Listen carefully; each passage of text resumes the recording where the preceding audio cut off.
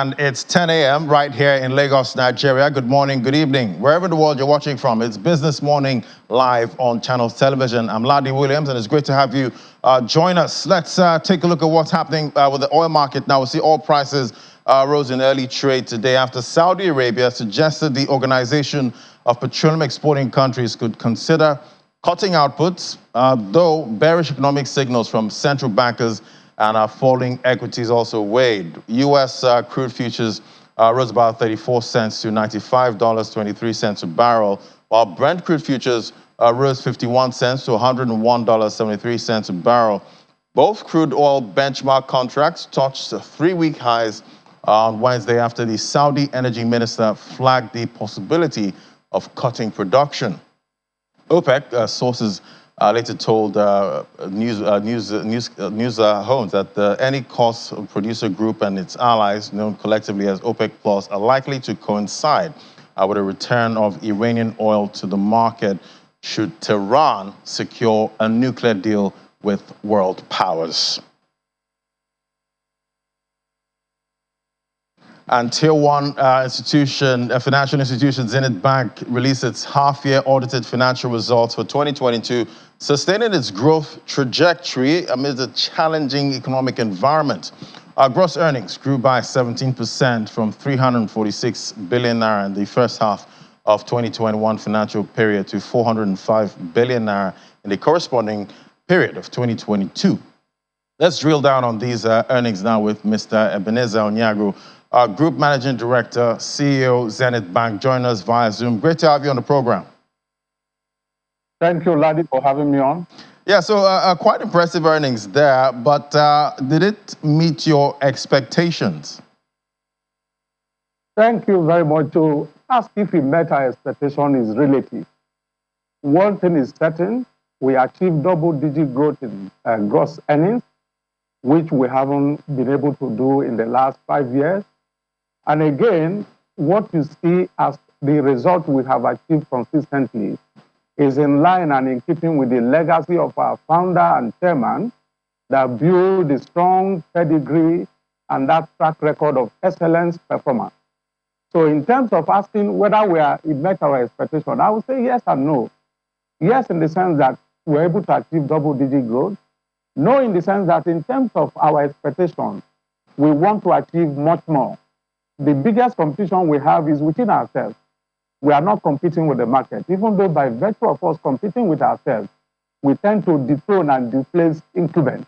But that's secondary. The primary thing is for us to keep achieving and maintaining a high-performance organization. So in a way, I would say it met our expectation, and we also expect that going forward towards the end of the year, we should be able to improve the run rate and see that at the end of the year, we should record double-digit growth, both in top line and bottom line.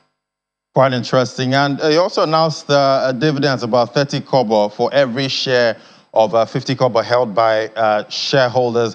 How have investors reacted to this? Well, we expect investors to be happy about it because these are hard times. So paying 30 kobo is another way of putting money in the hands of investors. We believe that investors should be happy about it. And again, it's consistent with our policy of paying half-year interim dividend, and full year, we do the bigger chunk. Quite interesting. So recently, we know the Central Bank of Nigeria raised the minimum interest rate of Naira savings deposits from 0.15% to about 4.2%. How do you see this impacting savings deposits? Well, the first thing is to understand why CBN had to do that. I think it's in keeping with reigning in inflation. If you look at everything globally, inflation is on a spiral. So it's a no-brainer for CBN having moved the monetary policy rate twice to adjust the rate for interest. I believe that it will encourage savings to grow instead of keeping it the way it was at a level of 1.05%. So it's another way of encouraging customers to save, even in the face of a very biting and high inflationary trend. And how do you see this also impacting earnings for banks? Well, Ladi, these are very difficult times. We are all struggling, and what I expect that every bank will be doing is looking at issues. There are so many moving parts in the both in the local economy and the global economy. There are too many things driving inflation in Nigeria. You have fuel cost driving inflation. You have food cost driving inflation. You have forex also driving inflation. So I think it's about how each organization looks at it. And for Zenith, we are looking at it and making sure that we adapt relative to how we see the direction of travel. From what we see, there is no expectation that inflation could be reigning between now and end of the year.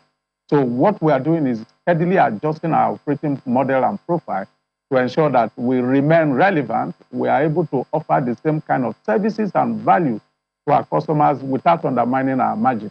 Banking is a margin business, so we'll be effective in terms of pricing both our deposit and our loan. Quite interesting. But what are your expectations for the second half earnings? Second half earnings, a typical Zenith, we expect that we should maintain the run rate. It's going to be tough, quite all right, but thanks to the excellent team we have, I dare say that we have the best talent you can think of anywhere. It's the best-in-class team.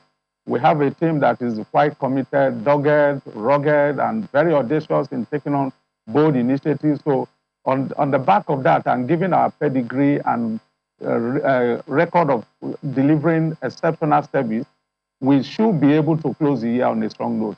The other issue we think that should help us close on a strong note is the fact that we are making massive improvements in our retail and digital banking. They are delivering strong results. If you look at the result we have along the income line, the income from digital banking commission and fees and retail banking and fees, year on year, we achieved 45% growth. And when we started retail banking and digital banking in 2018, we had number of accounts, we were rated number 8 in the industry. But today, we are very, very close number 3 in terms of number of accounts. So with the improvement and steady growth we are making and the development of new products and services, the massive automation, transformation agenda we are pursuing, we think, though it will be tough, but we should be able to continue to extract value from the market and deliver strong results for shareholders. Quite interesting. Everyone trying to weather the storm at this time. Thank you so much, Mr. Ebenezer Onyago, GMD CEO, Zenith Bank. It was great having you on the program. Thank you, Ladi. It's a pleasure to speak with you on this note. Thank you.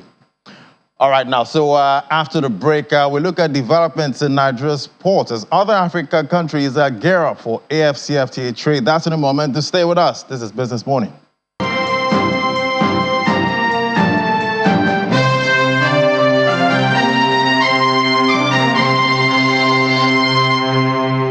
Welcome back. Still watching Business Morning live on Channels Television. Now to our next conversation. Report from the Nigerian Ports Authority shows a total of 849,020 equivalent units of containerized imports were received in the Nigerian ports for the first 6 months of 2022. The seaports also received a total of 1,992 ships with an aggregate gross registered tonnage of 60.2 million tons within the period under review. To discuss this and other matters, we have Dr. Kayode Farintol, the acting national president of Association of Nigeria Licensed Customs Agents. Join us right here in the studio. Great to have you on the program, sir. It's not easy. The pleasure is mine. Thank you very much. So looking at this data now, would you say there's an improvement, for the H1 results we just saw for containerized imports? Well, it depends on how we're looking at it. There are a lot of factors that are militating against cargo imports in Nigeria. I wouldn't say there's an increase. I will only say there's a decline. The volume of cargo in Nigeria is declining in the last 24 months as a result of many factors, human factors, bureaucracy here and there, and even government policy herself. And the fact that Naira continues to slide on a daily basis, and we don't even have consistent policy here and there. So the role of CBN too cannot be cannot just be overlooked, because CBN is not encroaching on fiscal policy, which is affecting importation of cargo. We have over 48 items on forex prohibition list that they cannot access forex. These people are still going to black market. Bringing them in is a problem. So even when they bring them in, the issue of declaration and hearing. So there are too many things. I would say it's a decline. It's not an increase. It depends on where the source of the data. It's only MPA. NPA is a genuine agency that can give us the actual data. So if it's not a decline, then I want to say that 40% of these containers are raw materials, unlike what we normally have before now. They are raw materials for all these multinationals and these producing companies like Liver Brothers, Nigerian breweries here and there. So there's no eureka, and I must tell you that it's not encouraging, and that's why government needs to come out and look at the issue of maritime policy. For now, we need to have a clear cut on how do we move forward.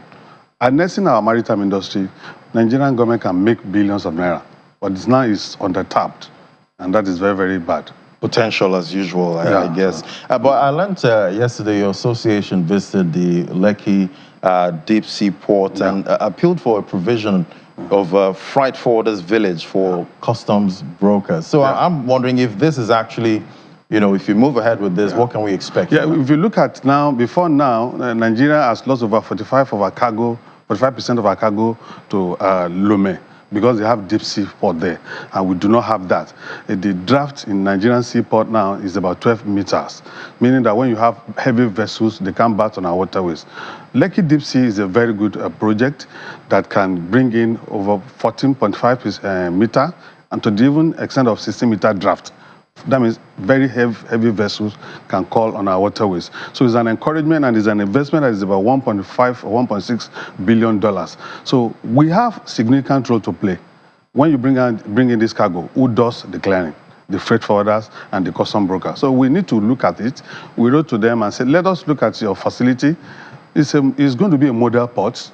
If Nigerian factor does not come in, we have advised them yesterday, it's going to be an automated port where cargoes just come in like a transit, and before you know it, they get to the consignees well. So we also have a serious role to play in the economy of this country. So we had to advise them, you need a freight forwarders village, because if we are clearing this cargo, you need to at least house us, and that is where we can operate from. So there's need for the deep sea ports to have a freight forwarders village. It's very, very important. Quite interesting. We'll keep watching and see how that develops. But when you had that visit yesterday, there was some issue trending. I'm digressing a bit now. I saw something trending about some kind of takeover at your secretariat. What was that about? Yes, it is unfortunate.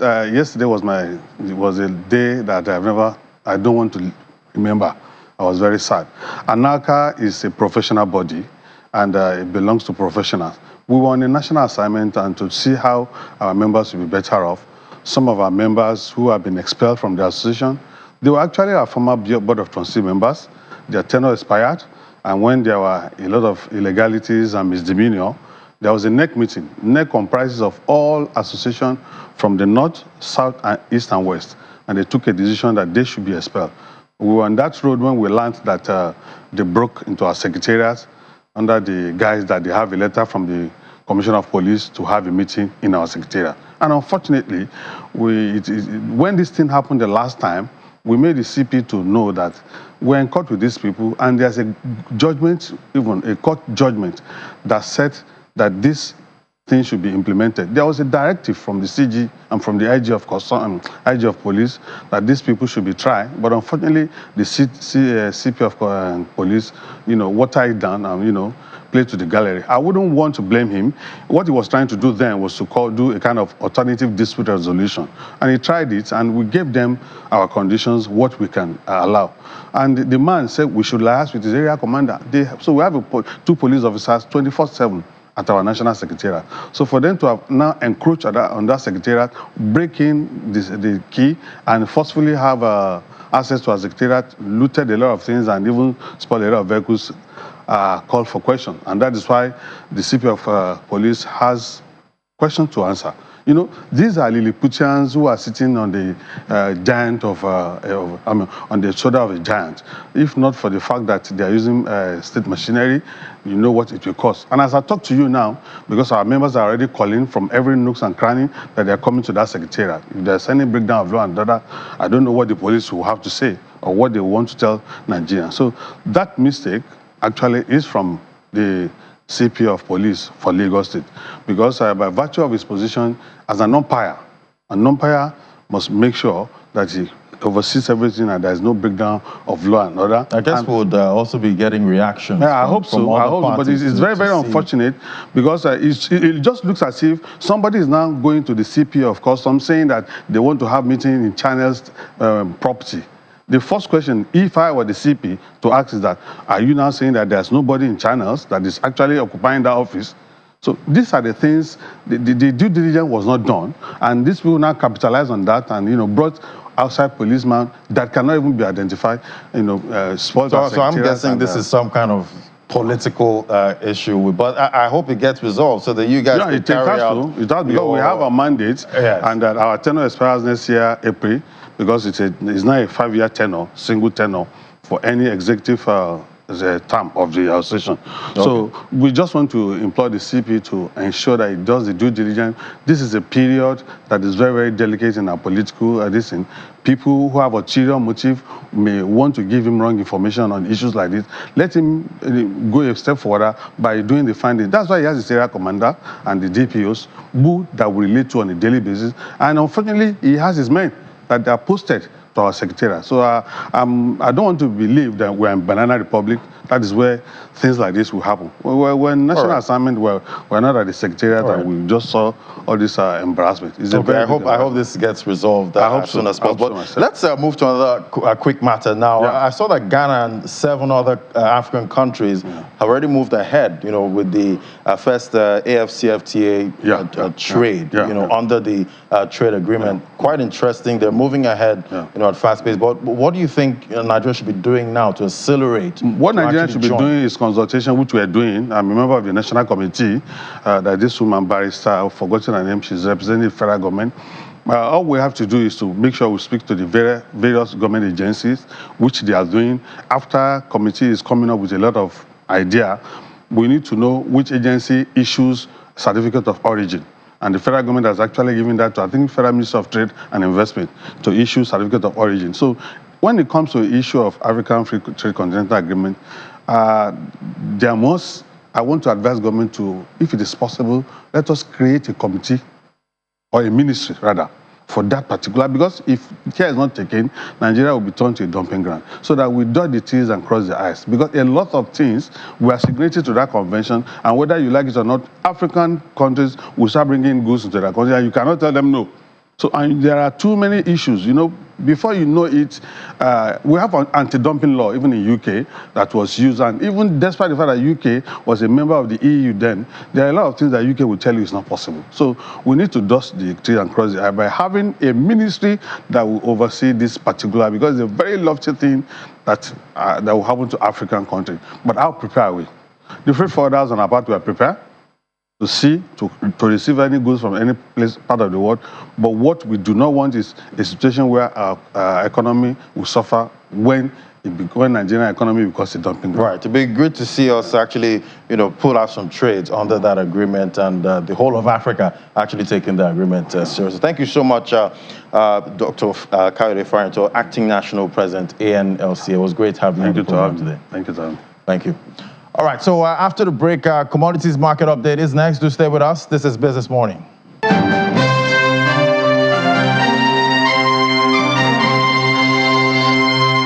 Welcome back. Now let's take a look at what's happening in the commodities market. Now joining us is Clement Igbanugo, economist at Financial Derivatives Company. Join us right here in the studio. Great to have you for the second time this week.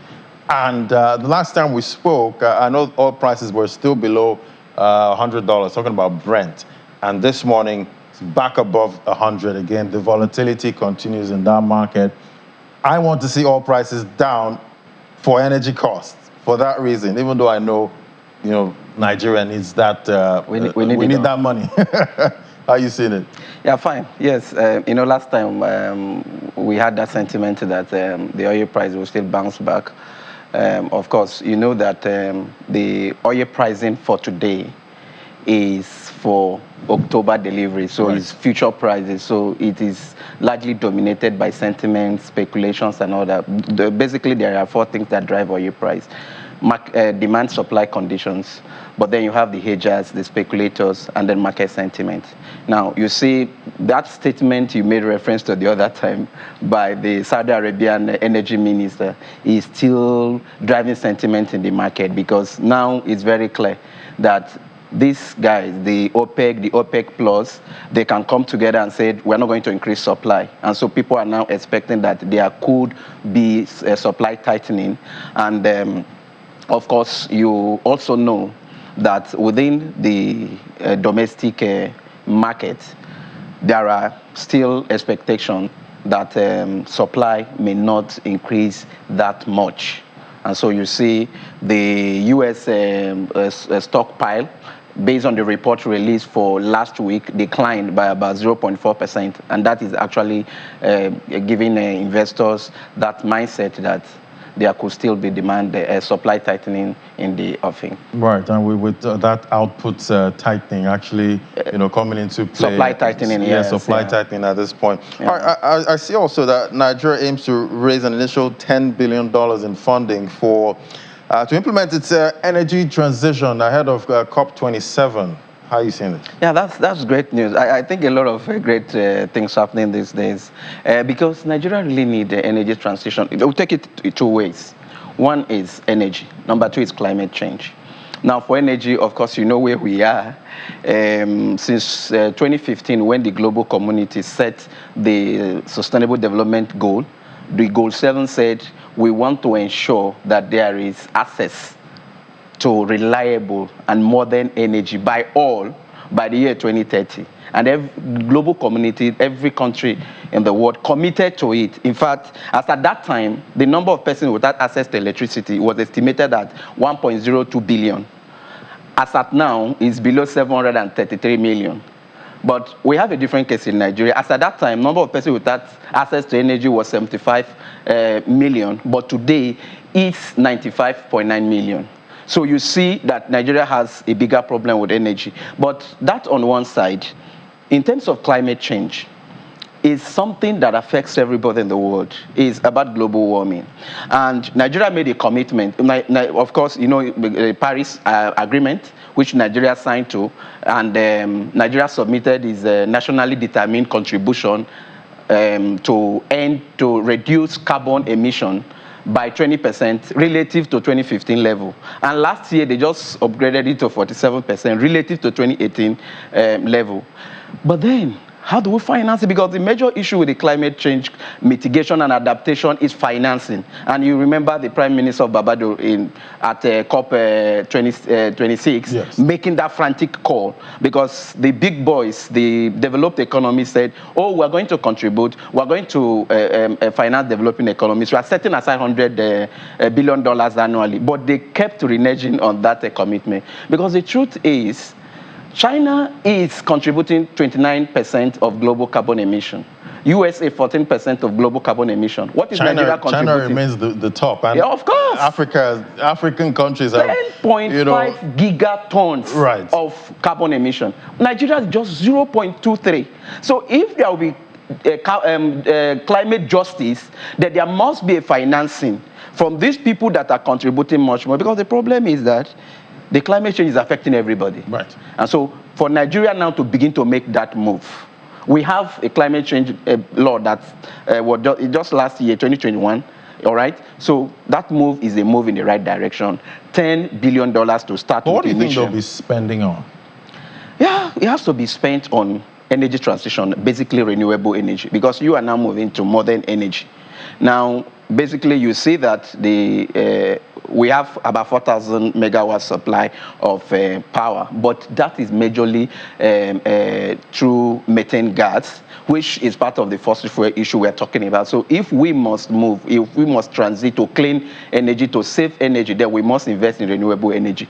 And our investment in renewable energy is too far below the lines. And so we must step it up, of course. And with $10 billion, That's a step in the right direction. A step in the right direction, because already they are looking at about $400 billion for that stretch, because committing to net carbon emission policy by 2060, you must have a commitment to achieve that. So for me, it's a step in the right direction. Quite a lot of commitments, and we're seeing, Europe struggle. Yeah, sure. At this time, they've had to rely, go back to some dirty alternatives because of what they're going through with gas there, with Russia actually, cutting down supplies to Europe. And, the big boys have problems at this time. The big boys have contributed, more to what we're seeing, at this time. But what do you think is the right way for the big boys to actually make sure that they keep to this, agreement and, all the commitments that they've made? Because now we see Europe's hands are tied at this point, and yes, you're very right. With the disruption that happened earlier this year, Europe is actually in a big mess. And of course, you see even Russia coming out and say, oh, we're going to suspend gas supply for some days and all that. All of this will keep happening. But energy transition takes a whole lot of lag. It takes a long time. You see the US signing the clean energy bill, the inflation reduction. And if you look at the inflation reduction, it's about clean energy. It's about alternatives. Some have called it the climate. Of course, that's what it is. Because we are talking about the energy crisis. If we have those alternatives that are not dependent on oil, then it means we shouldn't be, the entire global community shouldn't be where they are today. Should also help with reining in inflation. Of course. Yeah. So what is spiking inflation is the energy crisis. The prices are skyrocketing. And today you think they're coming down. Tomorrow you see them again. And so you see that commitment must be there.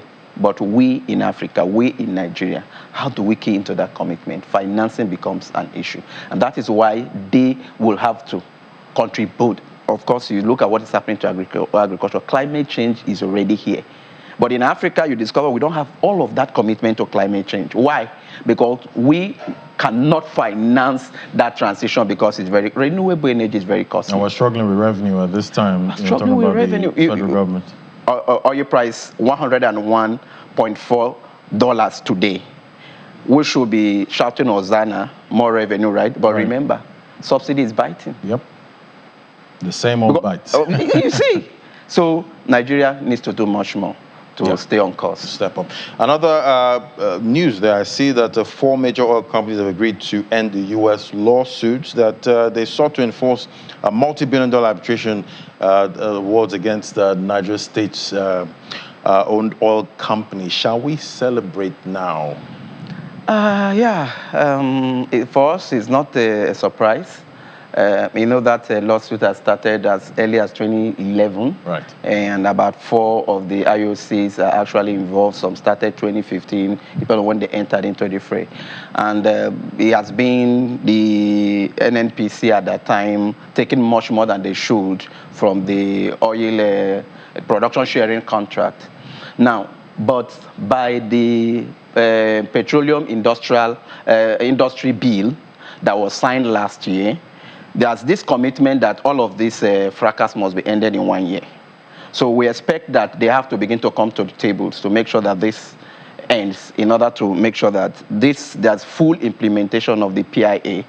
And of course, the last 10 days, they just completed the signing of the new agreement for the deep water production sharing contracts, and NNPC factored all of those concerns and all of that into all of that. So now they're saying we're going out of court, we want to go and settle, and from now to October, because that's the timeline they actually have, we expect that they will come to terms and settle out of court, because we really need to go into real business. Of course, we know there are shifts here and there, commitment to shift away from oil and that, but it can't happen overnight. And so we must have that commitment to ensure that the oil sector bounced. For the past 5 years, oil sector has been in recession. For the past 5 years? It has been in recession. And that's a big loss to us.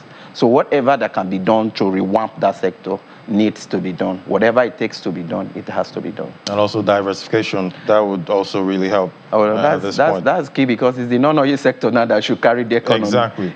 When you look at the GDP, you discover that the non-oil sector is contributing more to the GDP, but not to revenue. not to export.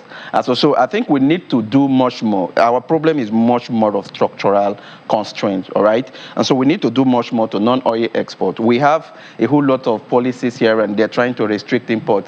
But if you look at countries that actually pursue the import restriction policy, it doesn't really work efficiently. Right. What works is import substitution policies. Right. If we have those industries here and empower them, and enable them to be competitive, they will produce. Nobody goes out to buy if you can buy cheaper here. Why do you go to Dubai to buy if you have that quality here and it's cheaper here? All right? And then we'll now have the export promotion activities that are zeroed down to the localities, not in zonal, somewhere in Umar here for the southeast, and someone from my village does not even know that it has to be close to the people to mobilize all of those production activities and all of that. And then you see how we can actually improve on our non-oil export and non-oil revenue. Quite interesting. Before I let you go now, our railway has been under attack for a while now, and Nigeria is considering hiring private security to secure the railways. And I'm wondering, can we afford that? Yes, we can afford that. For me, I think it's good news. I think the problem we have much more is that we are much more driven by government-led investment. In some climes, is the private sector. You have your PPP arrangement. They can build, design, build, finance, operate, and deliver at some point in time. All right?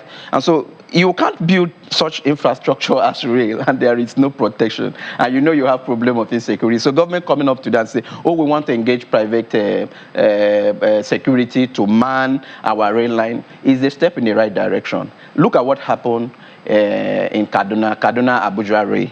Now, mind you, in the last 5 quarters, railway grew by 62.5% per annum. In fact, just last quarter one of 2022, 124%. And so you see that improvement in railway sector. And right. We are just crashing that improvement by some of the attack and all of that. So for me, it's a step in the right direction. And that sector has lost so much money. In fact, if you look at the estimate of GDP loss in that sector, is about 70 billion naira. For the 5 months that Kaduna, because that Kaduna is contributing about 50% of revenue, and a lot of businesses that are connected to that railway operation. So for me, it's a step in the right direction, and I think we can finance it. We'll keep tracking to see how we can. That all helps our railway. Thank you so much, Clement Igbanugo, economist, financial director of this company. It was great having your perspective on the show. It's my pleasure. Thank you. All right, now, so we're going to be heading to the markets next. And, we got that green close finally yesterday, about 0.22%. It was quite good. It was much needed. We've not seen a green this week, but the first one we had yesterday. And now we have Aniete coming in now to let us know, because I know, Aniete, you told me, that we're going to have that green close, and we had it. Yesterday. Laddie, my crystal ball, my own personal crystal ball, that's what I would say. I'm not an investor and I'm not a trader, but I just saw that number coming back at about a 0.25% increase.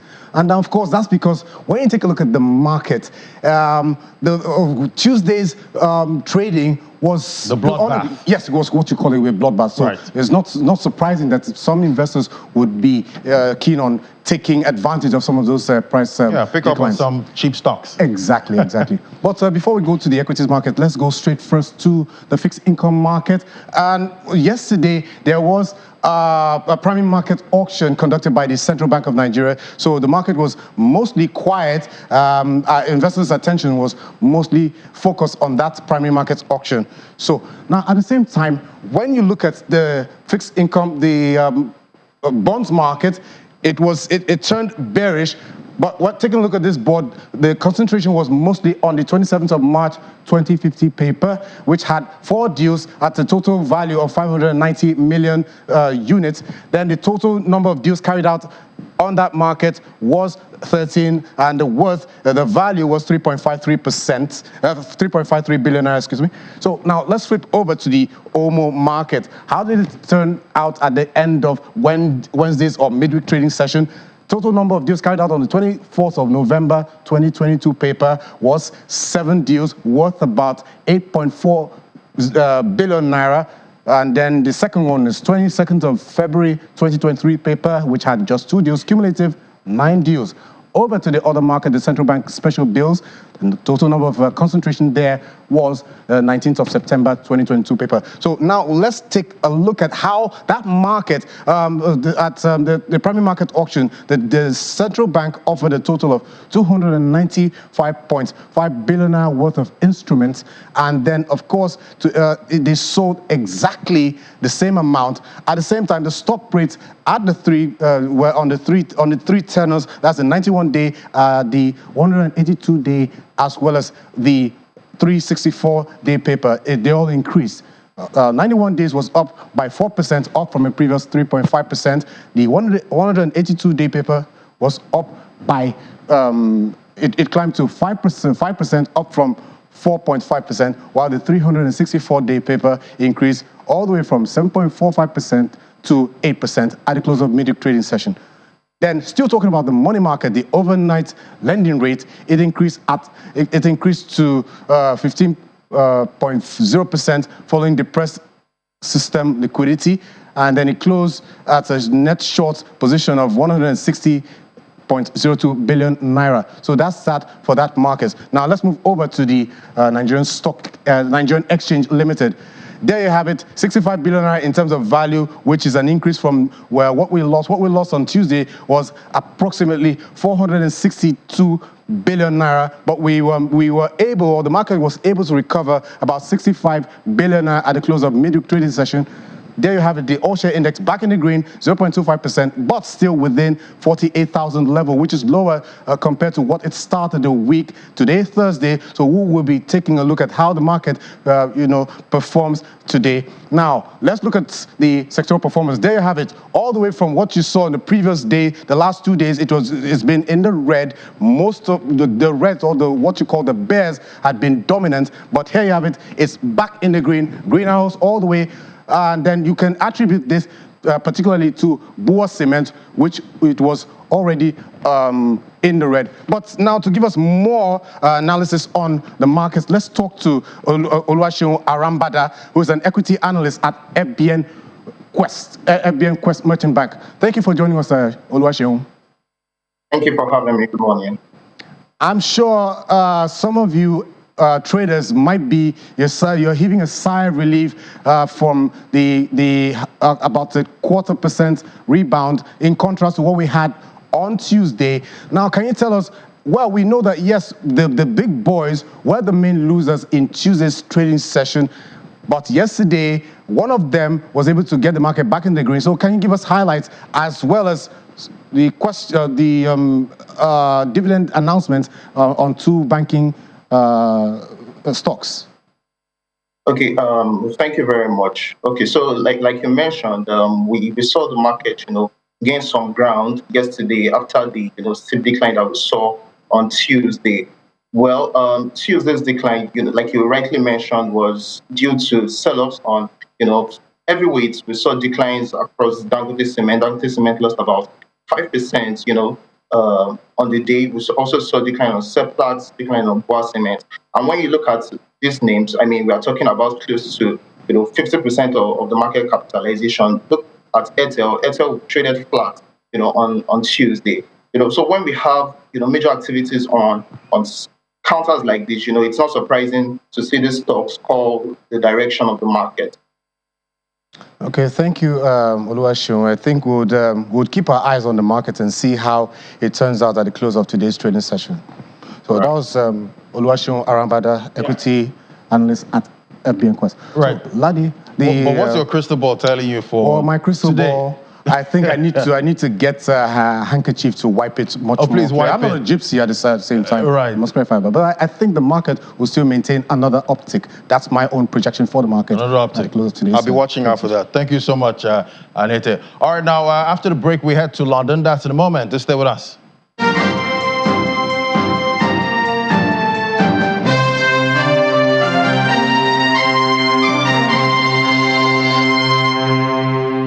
Welcome back. Let's head on to London now. We have Juliana there standing by to give us the details. Great to have you, Juliana. So it's still about squeezed incomes, energy issues right there in the UK. And we see the British Chamber of Commerce representing UK firms is asking for COVID-style support for small businesses.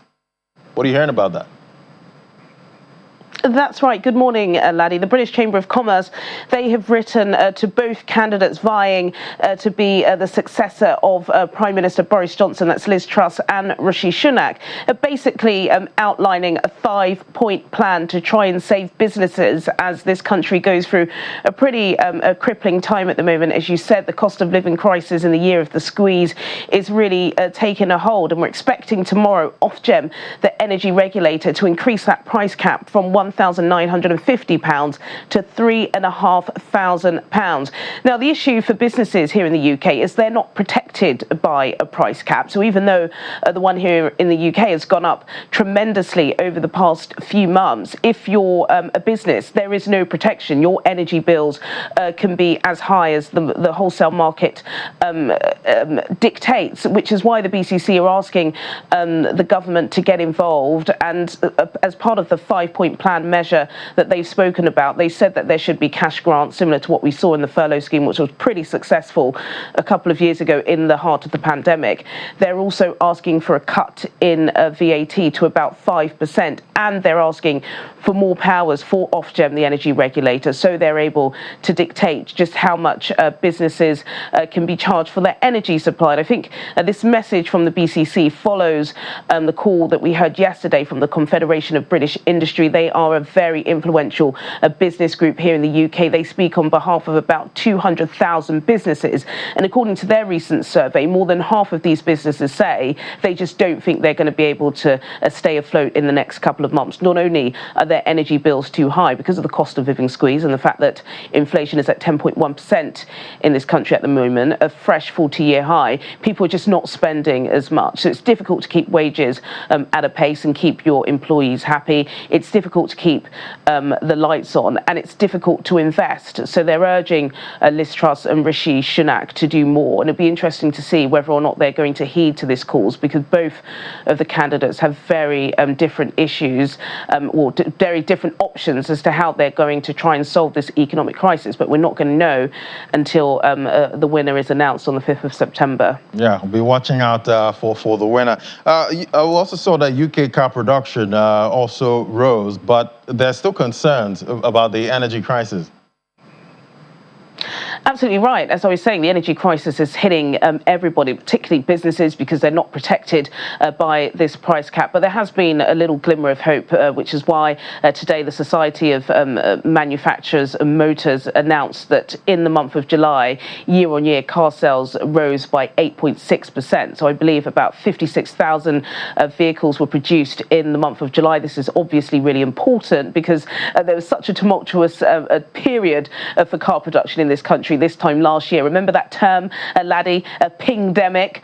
This was because anybody who had the NHS COVID app on their phone was pinged anytime they were in contact with somebody who had tested positive, which meant there was a period where so many people were off work. This really affected the car production industry, as well as the shortage of semiconductor chips. So you also had supply issues too. Large swathes of car production plants in this country were shut down. Number one, because they didn't have the staff, and number two, they just didn't have the components to build these cars. Of course, this time we don't really have those issues, although supply challenges do still remain. Nevertheless, there is a lot of catching up to do, particularly as we know that in this country by 2030 the sale of petrol and diesel cars will be banned. So lots of these car plants at the moment are trying to transition into the EV free market. There are issues with that. We still need to make sure that we have enough infrastructure in this country to be able to enable them to do so. But there is a positive 8.6% year-on-year increase in car production. So, of course, we'll take that, but there's still so much more to do for this industry to catch up. Yeah, we'll take that positive. Yes. We need more positives from the UK at this time. All right, thank you so much, Juliana. See you at 1:30. See you then. All right, now, let's head on to other markets now. Let's see what's happening in the crypto space. We see the fear greed index this morning, sit 25, following that extreme fear we saw yesterday. Still on extreme fear at this point, 25 points, talking about the sentiment in the crypto space at this point. Let's move on now. Let's see what's happening with the market cap. You see it's $1.05 trillion. It's up by 1.90%. We saw that uptick starting yesterday. We see it still trending upward, but volume this morning down 7.22%. We see Bitcoin dominance still stuck there at 39.68%. Let's see what's happening with the price of Bitcoin at 8 a.m. this morning. $21,707. Did manage to break that resistance at $21,400. Seen that uptick there this morning. Volume traded in Bitcoin, $13.13 billion. We see Ethereum also inching up this morning. Let's see what's happening with Ethereum there. $1,700, up 3.92%. Trying to get back to that 2,000 level. Volume traded $15.52 billion. Let's bring in Olumide Additional now, financial market analyst. Hello, Olumide. Good morning. Yeah, morning, laddie. Yeah, Olumide, still sideways movement we're seeing with Bitcoin. And I'm wondering if we're going to have massive sell-offs into the weekend. How are you seeing it? Yeah, it's looking like we might see some drawdowns because just like different markets and pundits are saying, high energy costs, the fact that inflation numbers are still high across many markets are keeping investors worried. And, despite the fact that we saw the US dollar value moderating this morning, the fact that it's almost at 2-decade high, it tells you that there's still high uncertainty in the market. And that's why Bitcoin is trading below 22,000. But the interesting thing is that we're seeing the ecosystem maturing. We're seeing the fact that the volatility we saw in 2021 and residing. And also big players like Nike. Nike made about $185 million from NFTs. We're seeing big players cashing in despite the fact that it looks like a bearish market. So that is mixed for the way you look at it. But I think the interesting thing is that the market is growing. Yeah, I guess some people are still making money, even though it's a bear market. But I've noticed Chile's token, that one has been on fire for a while now. What's driving that? Yeah, a lot of things are driving Chile's right now. The start after spot token is rallying based on so many sentiments. The interesting thing is that, the football season is on. We're seeing a lot of sports fans buying into this fan token is based on the Chile's blockchain. And also the fact that, traditionally, Chile's was based on the Ethereum network, has now built its own native chain, making it more efficient, scalable, and cheaper. Also, brought in institutional investors. So surprisingly, we're seeing that the fact that from June low, Chile's is up by 20%, and that's really very surprising. Like I said, it is the bearish market. So that's what is on Chile's right now. Yeah, quite interesting how, some gains are still lost, in the bear market, because everyone's afraid. There's extreme fear, in the market right now. So I wouldn't blame, traders that miss out on those gains. All right, Olumide, let's see how, the market closes for the week. Thank you so much, Olumide Additional, financial market analyst. Thank you. All right, now, let's flip over to the top 5 gainers there. We see ANKR topping that counter up 11.97%, closing at 4 cents. Decred. This was trading above $100 before we saw that dump from Bitcoin. There's $31 now, is up 10.43%, trying to get some uptick there. And Ethereum Classic, one of the oldies, we've seen that on the top gainers list, one of the forks of Ethereum there. Lido DAO, $2.26, 8.07%. The Curve DAO up 7.39%. Let's see who's topping the losers counter. EOS. This one's been on a run, but now we're seeing some profit taking on this token there. $1.70 is down 2.63%. We see Leo, USDN 1.36%. Looks like this stable coin is losing that peg at this point. 97 cents, supposed to be $1 to the dollar, but the XDC there 3 cents down 1.29%. So it's quite a mixed bag we have in the crypto market, but we're still seeing a lot of volatility in that market. All right, so that's a wrap on the program. Don't forget to join us at 1:30 on Business Incorporated for more updates and developments in the world of business. And you can also watch this again on our YouTube channel. You can also watch other videos. Just search for Channels Television on YouTube. Thank you so much for watching. I'm Ladi Williams. Bye-bye.